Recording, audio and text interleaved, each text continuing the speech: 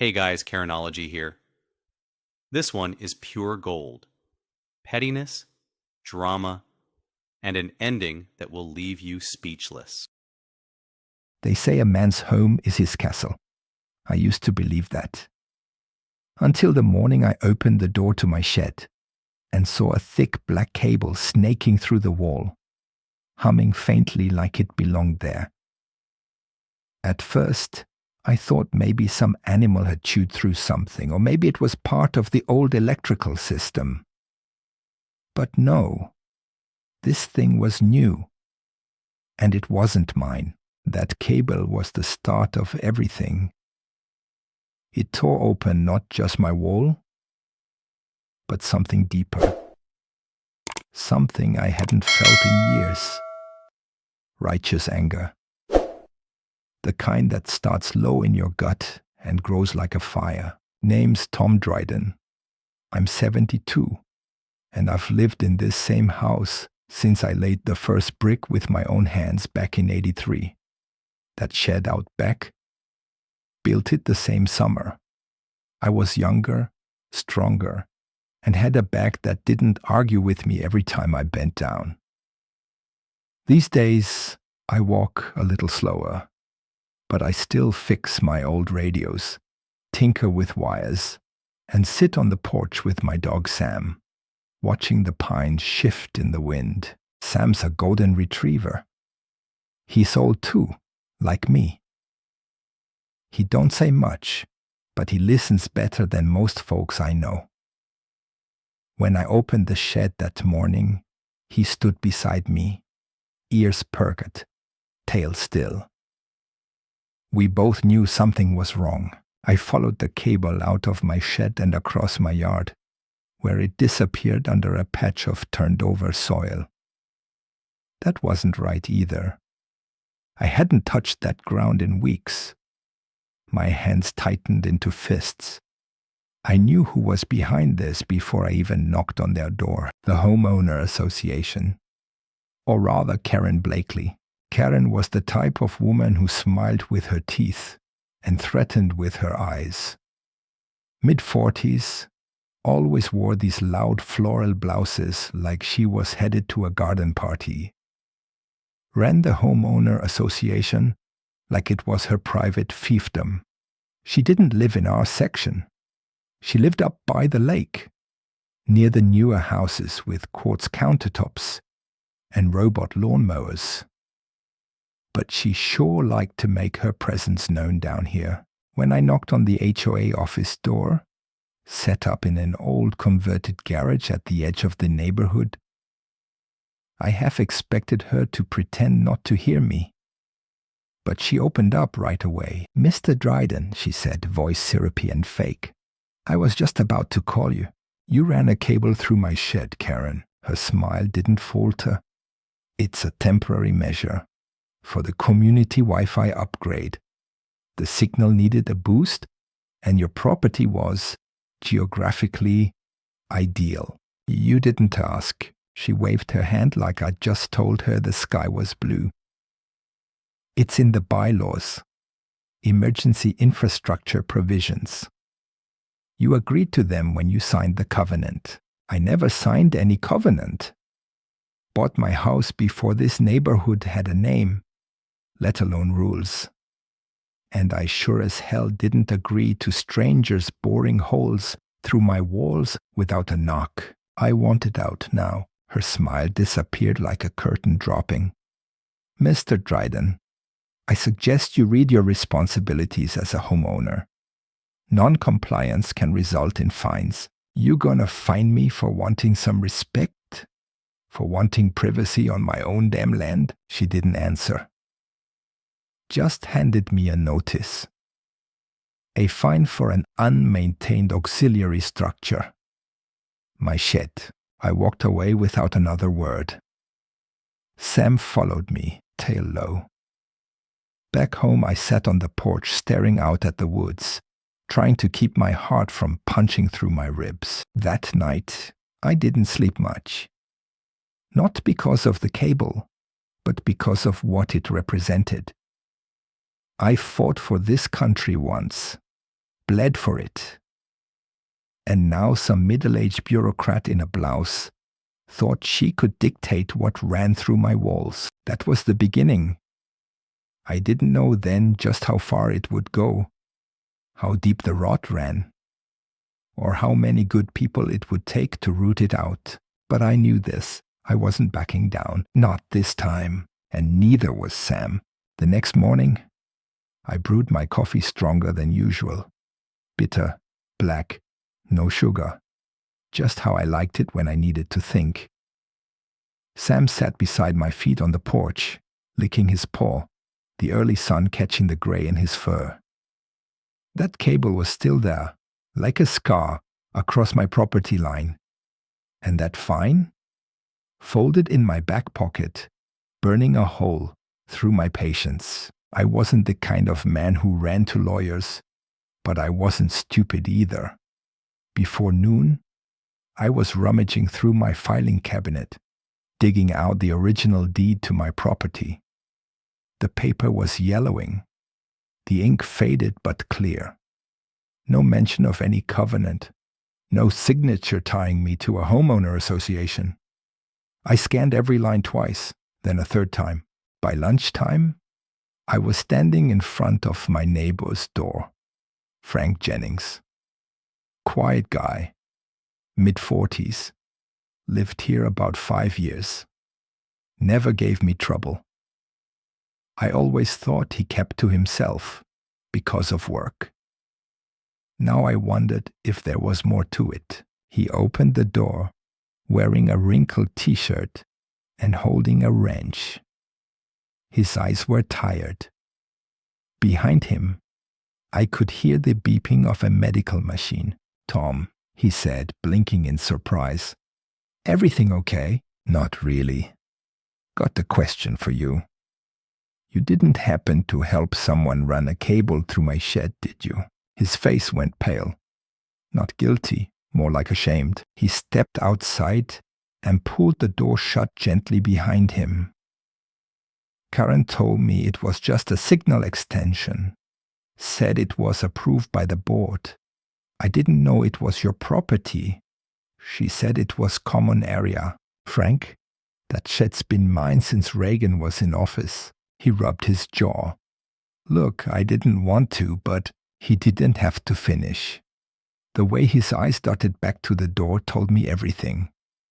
I heard a soft cough from inside. "Oh, who's sick?" I asked. "My daughter, Ellie. She's got a rare autoimmune thing. We're hanging on by threads, Tom. Insurance barely covers the treatments. Karen said if I helped, she'd waive our past dues.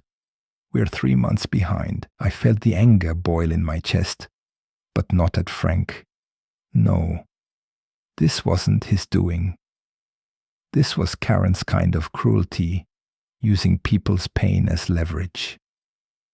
I put a hand on his shoulder. "You're not the enemy here, son, but they sure as hell are." That night, I dug deeper. Pulled out an old shortwave radio, something I hadn't used in years. I started scanning frequencies, listening for noise, measuring interference. That cable wasn't just passing through my shed.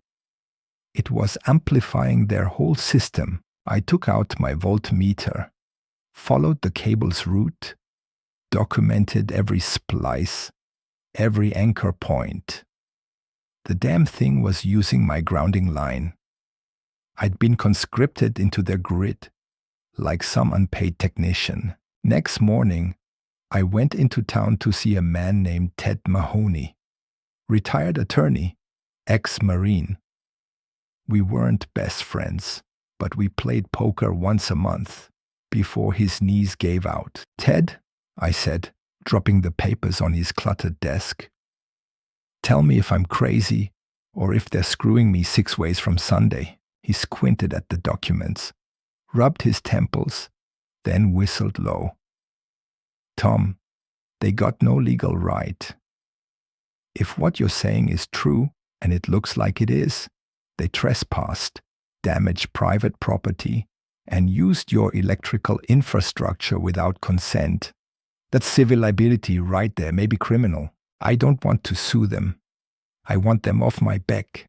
I want them to understand that I'm not some old stump they can hammer nails into. Ted leaned back. Then make it expensive for them. Bill them publicly. Document everything. Shame them. I nodded. And if they push back, then you push harder. Legally. But start small. Make noise. People listen when it rattles. So that's what I did. I went home, typed up an invoice, $2,336.17. Labor, repairs, unauthorized use. Printed 3 copies. 1 for Karen, 1 for the HOA board, and 1 for the community bulletin board by the mailbox cluster. That evening, as the sun dipped behind the trees, I walked to the shed. Sam followed, as always. I opened the fuse box, took a deep breath, and shut off the breaker feeding the cable. It sparked faintly, then silence. The next day, I found a new notice taped to my door. Handwritten, tampering with essential infrastructure, potential violation of neighborhood safety codes, investigation pending. No signature, but I knew whose handwriting it was. Big loopy case. Karen's. It wasn't over.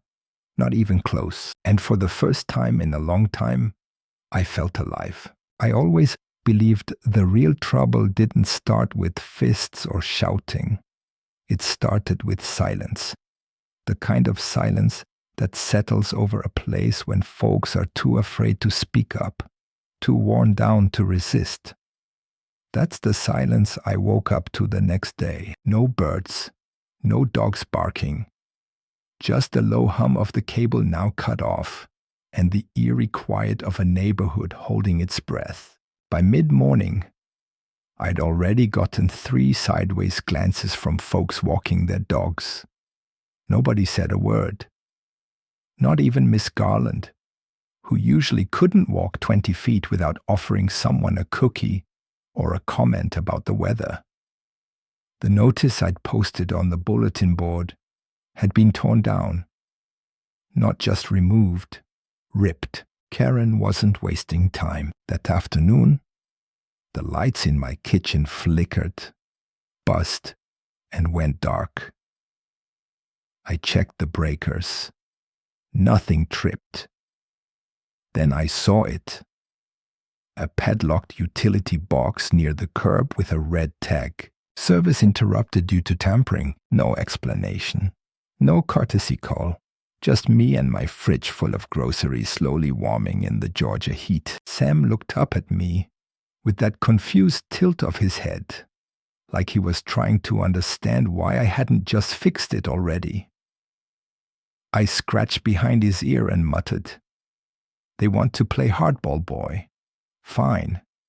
They just poked the wrong bear." I spent the rest of the afternoon digging through old boxes in my garage. Found a solar generator I'd picked up years ago after a bad storm knocked power out for a week. Hooked it up. Enough to run the essentials. Fridge. Lights. My old ham radio. Then I made a call. "Lorraine Davis," she answered, brisk as ever. "Lorraine, it's Tom Dryden. You got a minute?" "Tom? Been a while. What's going on? You still active with that local homeowner advocacy group?" She laughed bitterly. "Define active." Karen blacklisted half of us after we tried to challenge her dues hike last spring. Why? Because she just had my power shut off. Silence. Then, "I'll be there in an hour." True to her word, Lorraine showed up in a blue pickup, hair pinned back, notepad in hand. 63, former high school teacher, and sharper than a box of tacks. We sat on my porch while Sam napped at her feet. I told her everything, start to finish. The cable, the shed, the bill, the retaliation. She took notes, interrupted only to ask sharp questions. When I finished, she looked out over the yard and said, You're not the first. You're just the first who fought back. She told me about the Parkers, whose fence was forcibly removed for being 2 inches over code. About Mr. Lin, fined $500 for hanging a flag outside the allowed mounting zone. And the Jeffersons, who were practically driven out after Karen claimed their front porch swing was a safety hazard. People are scared, Tom, she said, but they're also tired. We just need a spark. Well, I said, nodding to the dead lights inside, I think I've got that covered. The next day, Lorraine and I printed flyers. Know your rights as a homeowner. We quoted state codes, listed contact info for legal aid, and invited people to a meeting at my place that Saturday. No official minutes, no votes, just neighbors talking like neighbors. I wasn't sure anyone would come, but Saturday evening, as the sun dipped low and the mosquitoes started dancing, chairs began to fill. The Parkers came. Mr. Lin brought lemonade. Even the Jeffersons showed up from across town, just to say they supported us. By the time the sky turned indigo, my backyard looked like it did 30 years ago, full of people, voices, and that warm buzz of community. We didn't have a plan, not yet, but we had numbers, and that meant something. Right before the meeting ended, Frank Jennings stepped forward. His voice shook, but he stood tall. I helped run that cable. I didn't know what I was doing, but I know now. I'm sorry. He looked at me. Tom, if you'll have me, I want to help fix this. I nodded. Let's start with pulling that damn cable out of my wall. Everyone clapped. Even Sam barked. But the next morning the tone changed. A white envelope taped to my door. Notice of neighborhood security concern. Suspicious activity reported. Investigation initiated. And below that, a bright orange sticker. Unauthorized assembly on private property. Code violation. Karen was escalating. This wasn't just a turf war anymore. This was war. I sat on the porch that morning. The orange violation sticker flapping lightly in the breeze like a flag I never agreed to fly. Sam was sprawled across the steps, his tail thumping slowly, more from habit than happiness. I sipped bitter coffee and stared at the notice. Unauthorized assembly, it said, as if neighbors gathering to talk was some underground rebellion. Well, maybe it was. Maybe that's what Karen was afraid of. She'd spent years building a machine. One fine, one letter, one petty rule at a time. And now the gears were grinding louder, trying to crush the first man who had the audacity to stick his boot in the cogs. I called Lorraine. She was already ahead of me. It's time to go public, she said. I've got a contact at the local paper. He used to be one of my students. I'll set up an interview. I wasn't one for putting my name in headlines, but I wasn't one for backing down either. That afternoon, a young reporter named Jason Reed sat with me under the oak tree in my yard. He recorded our conversation on a little black recorder, asking questions like he actually wanted to understand. What's this really about, Mr. Dryden? He asked. I looked at the shed, at the garden Sam liked to dig up, at the neighborhood that used to feel like home. It's about respect, I said, and about knowing where the line is. They crossed mine. The article hit the following Thursday. Front page of the community section. Veteran fights back against overreach. My photo was there too. Me in my work shirt, Sam at my side, and the cable hanging limp from the shed like a rope with nowhere to go. The effect was immediate. Some folks dropped by just to shake my hand. Others honked their horns in passing. A few left notes in my mailbox. Thank you. Finally, someone said it. We've got your back. But with the support came the storm. On Friday, a man in a gray polo with a clipboard knocked on my door. Code enforcement, he said. Anonymous tip. Concerns about structural stability and electrical safety. We'll need to inspect the property. I didn't let him pass the threshold. You've got a warrant? No, sir, but refusal to comply will be noted. Note away. That evening, as I patched a hole in the fence, Frank came over carrying 2 toolboxes. Let's make this legal, he said. We worked into the night, removing the last traces of the cable, sealing the hole, rewiring the breaker. He moved like a man trying to make up for lost time, and I let him. Sam watched us both with quiet approval. Later, Frank sat on the porch steps, his hands black with grime. Karen called me, he said. Offered to reconsider my case if I distance myself from you. I didn't respond, didn't need to. I told her to shove it. I handed him a beer. That's the spirit. But Karen wasn't done. Monday morning, I got a letter. Not an email. Not a knock. A certified letter with legal stationery. Allegation of willful infrastructure damage. Notice of pending legal action. Claim. Sabotage of Homeowner Association communications network. Potential restitution. $15,000. That number hung in the air like a noose. I set the letter down carefully, as if it might explode. I called Ted. He answered on the second ring. You got their attention, he said. They're bluffing. They can't prove sabotage unless they prove ownership of the system on your property. And from what you've shown me, they can't. But a bluff in writing scares most folks. Then it's time we stop playing defense. Ted drafted a counterclaim. Unauthorized use of private property, emotional distress, and unlawful utility interference. We didn't file it, not yet. Just had it notarized and copied. Then we mailed a copy to the Homeowner Association's board. 3 days later, I got a call. A soft voice on the line. Female. Nervous. Mr. Drayden, I'm on the board. I can't say my name. But you're not alone. She doesn't speak for all of us. Then say something, I said. I'm trying, just keep going. That night I couldn't sleep. I sat in the shed, running my fingers over the grain of the old wooden bench, remembering the day I built it.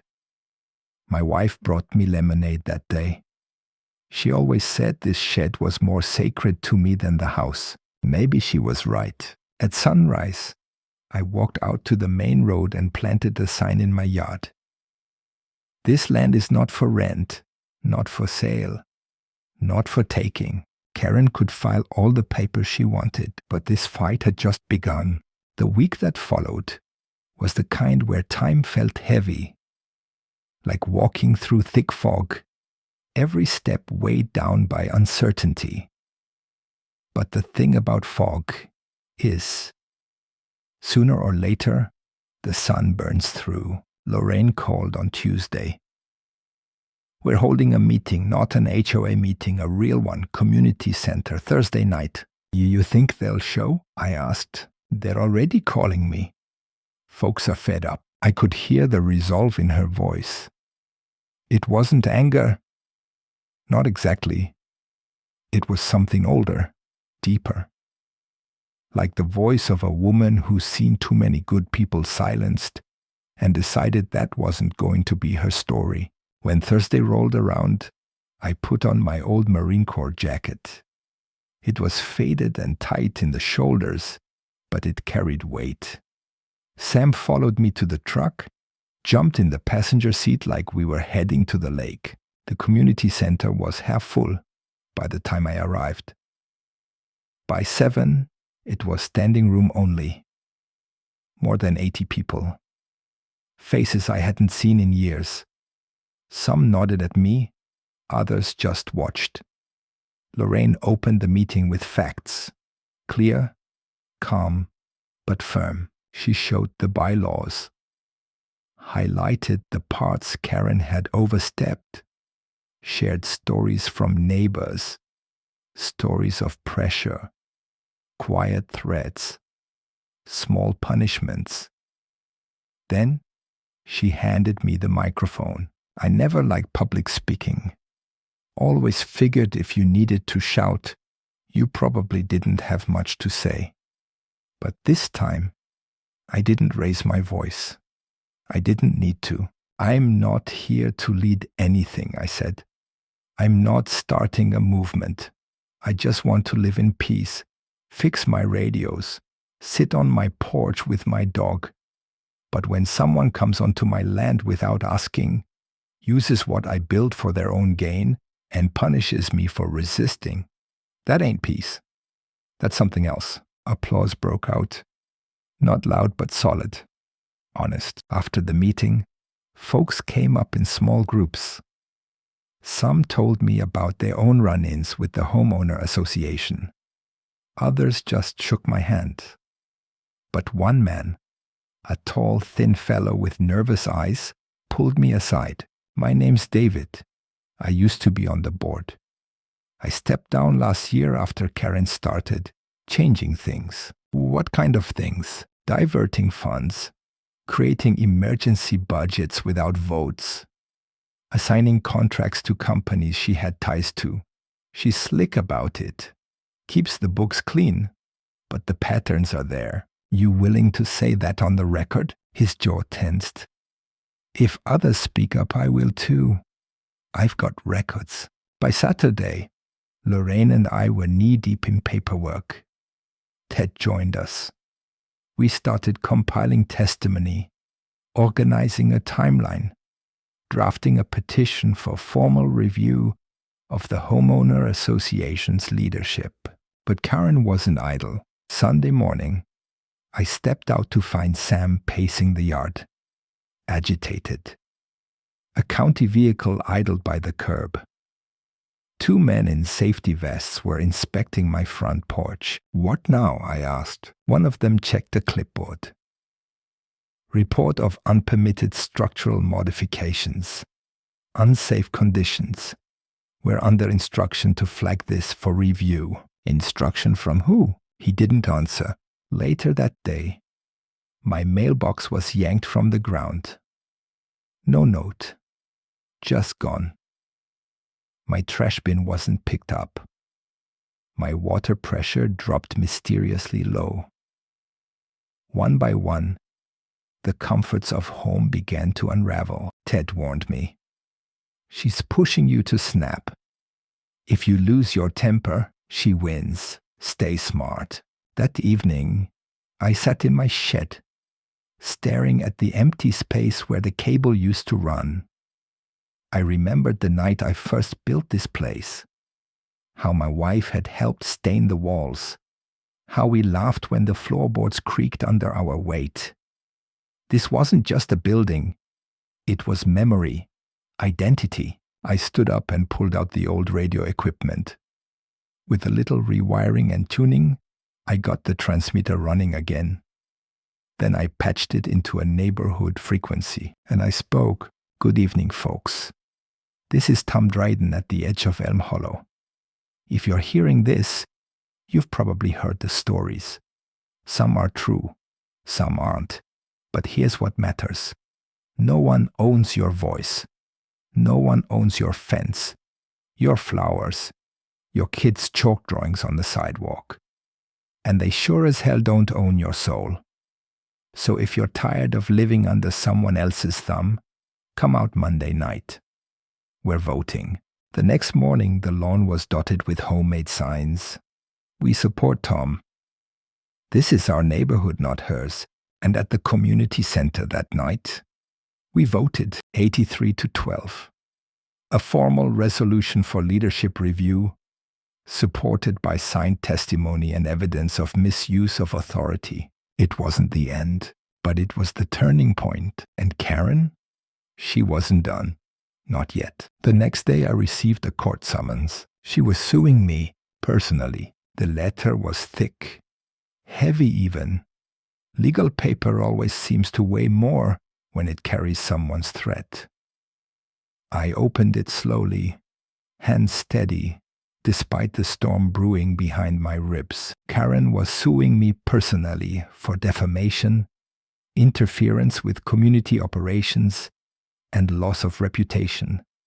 A bundle of words that boiled down to one thing: punishment. Not justice, not restoration, just pure retaliation. Sam sat beside me, his chin resting on my boot.